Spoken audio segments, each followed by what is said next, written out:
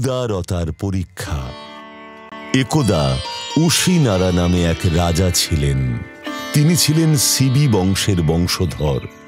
তিনি তাঁর ত্যাগ এবং তপস্যার দ্বারা মহান পুণ্য অর্জন করেছিলেন।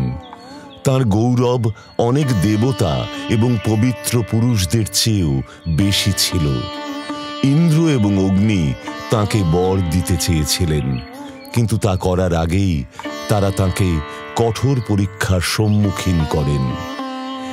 ইন্দ্র একটি বাজ পাখির রূপ ধারণ করেন এবং অগ্নি একটি পায়রার রূপ ধারণ করেন, এবং তারা উভয়ই উশিনর যেখানে যজ্ঞে নিযুক্ত ছিলেন সেখানে উড়ে যান। বাজ পাখিটি পায়রাটিকে ধরে খেতে তাড়া করছিল। বাজ পাখি থেকে বাঁচতে পায়রাটি রাজার কোলে পড়ে যায় এবং করুণভাবে প্রাণ রক্ষার জন্য আবেদন করে, এবং তিনি তার পেছনে ছুটতে থাকা ব্যক্তির থেকে আলতো করে তার পোশাকের ভাঁজে পায়রাকে লুকিয়ে রাখেন। এটা দেখে বাজ পাখি রেগে যায়। রাজা, তুমি ধর্মাত্মা হিসেবে পরিচিত, তবুও তুমি এমন ধর্ম দ্বারা নিষিদ্ধ কাজ করার চেষ্টা করছো। আমি ক্ষুধার্ত, আমাকে আমার শিকার ধরতে বাধা দিও না। এটাই আমার জন্য নির্ধারিত খাবার। এই পাখিটিকে আশ্রয় দিয়ে তুমি পুণ্য অর্জন করছো ভেবে সেই নিয়ম লঙ্ঘন করো না। পরাক্রমশালী পাখি, এই ক্ষুদ্র প্রাণীটি তোমার ভয় কাঁপছে। নিজের জীবন বাঁচানোর জন্য এটি আমার হাতে আশ্রয় চেয়েছে। তুমি কি বলবে যে আমার কাছে যারা সুরক্ষা চাইতে আসে তাদের সুরক্ষা অস্বীকার করা ঠিক? সুরক্ষা অস্বীকার করা কি পাপ হবে না? দেখো দরিদ্র পাখিটা কিভাবে ভয় কাঁপছে। যে আশ্রয় চায় তাকে পরিত্যাগ করা ধর্মের আইনের বিরুদ্ধে। শরণাগতর থেকে মুখ ফিরিয়ে নেওয়া পবিত্র জমিদার বা জগতের মাতা গরুকে হত্যা করার মতোই জঘন্য পাপ। খাদ্য থেকেই সকল প্রাণীর জন্ম।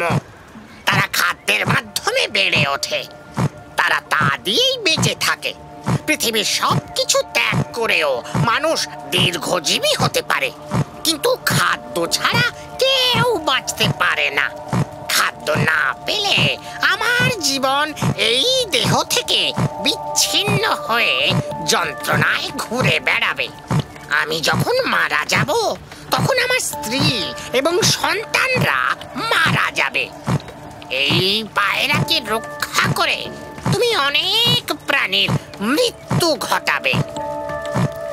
যদি একটি ধর্ম অন্য ধর্মের পথে আসে তবে প্রথমটিকে ধর্ম বলা যাবে না।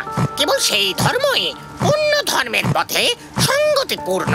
যেখানে ধর্মের দ্বন্দ্ব থাকে সেখানে কোনটি শ্রেষ্ঠ এবং কোনটি নিকৃষ্ট তা নির্ধারণ করা উচিত, এবং নিম্ন ধর্মের চেয়ে উচ্চ ধর্ম অনুসারে কাজ করা উচিত। আপনি বুদ্ধিমান এবং ভালো কথা বলেন। আপনি কি স্বয়ং সুপর্ণ, সেই পালকযুক্ত গোত্রের রাজা যাকে আপনি নিঃসন্দেহে ধর্ম সম্পর্কে জানেন বলে মনে হয়? মনে হয় এমন কিছুই নেই যা আপনি জানেন না। তবুও আশ্রয় নেওয়া ব্যক্তিকে ত্যাগ করা কিভাবে আপনি সঠিক বলে মনে করেন? যদি আপনি আপনার খাবারের ব্যাপারে বিশেষ আগ্রহী হন তাহলে আমি অন্য কোনো প্রাণীর মাংস উৎসর্গ করে আপনার ক্ষুধা মেটাবো। একটা বলদ, একটা শূকর, কিংবা একটা হরিণ বা একটা মহিষ, কোনটা আপনি চান বেছে নিন, আমি আপনাকে তাই দেব এখনই। বাজ পাখি অন্য কোনো মাংস প্রত্যাখ্যান করেছিল।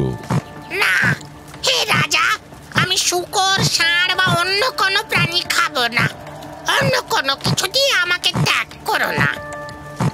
দেবতারা আজ আমার খাদ্য হিসেবে যা নির্ধারণ করেছেন তা তোমার বাহু থেকে মুক্ত করো। ওই পায়রাকে বাজির প্রাকৃতিক খাদ্য হিসেবে ঘোষণা করা হয়েছে। তার ভঙ্গুর শিকড় সম্পর্কে তোমার অজ্ঞতার কারণে কলা গাছকে আশ্রয় দিও না। হে বাজ পাখি, আমি আপনার পায়ের কাছে এই পুরো শিবি রাজ্য অর্পণ করব। আপনি যা চান তা আমি আপনাকে দেব। কেবল এই দুর্ভাগা পাখিটি ছাড়া যে তার জীবন বাঁচাতে আমার কাছে এসেছে। আমাকে বলুন এই পাখির ক্ষতিপূরণ দেওয়ার জন্য আমাকে কি করতে হবে? আমি তাৎক্ষণিকভাবে এবং অত্যন্ত স্বেচ্ছায় তা করব। কিন্তু প্রার্থনা করুন, এই পায়রার জন্য কিছু চাইবেন না। বাজ পাখি এই কথা শুনে রাজাকে জড়িয়ে ধরে বলল, অসিনারা, যদি এই পায়রার প্রতি তোমার এইরকমই আসক্তি থাকে, তাহলে এই পাখির মাংসের সমান মাংস তোমার শরীর থেকে কেটে আমার কাছে পৌঁছে দাও। আমি আর কিছুতেই সন্তুষ্ট থাকবো না। বেশ, তবে তাই হোক। আমি স্বেচ্ছায় আমার মাংসের এক অংশ কেটে পায়রার সাথে ওজন করে আপনাকে দেব। রাজা একটি তরবারি নিয়ে তার শরীর থেকে মাংস কেটে ফেললেন। তিনি পায়রাটিকে পাল্লার এক পাল্লায় এবং অন্য পাল্লায় নিজের মাংস রাখলেন। যখন আঁশ তোলা হলো, তখন দেখা গেল যে পায়রাটি রাজার মাংসের পরিমাণের চেয়ে ভারী। রাজা আঁশের ভারসাম্য বজায় রাখার জন্য নিজের মাংসের পরিমাণ বেশি কেটে ফেললেন। তবুও পায়রার আঁশটি তখনও নিচে চলে গেল।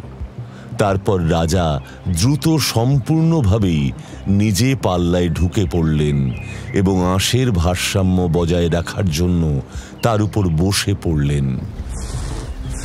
তারপর বাজ পাখি রাজার সাথে কথা বলে বলল, আমি হলাম ইন্দ্র, হে দয়ালু রাজা, আর এই পায়রাটি হলো অগ্নি। আমরা এই যজ্ঞভূমিতে এসেছি ধর্মের প্রতি আপনার অবিচলতা জানার জন্য। যেহেতু আপনি একটি ক্ষুদ্র প্রাণীর জীবন রক্ষা করার জন্য আপনার নিজের মাংস কেটে ফেলেছেন, তাই আপনার মহিমা অসীম হবে। আপনি পবিত্র স্থানে যাবেন এবং আপনার খ্যাতি চিরকাল স্থায়ী হবে। এর সাথে ইন্দ্র এবং অগ্নি তাদের স্বর্গীয় স্থানে চলে গেলেন।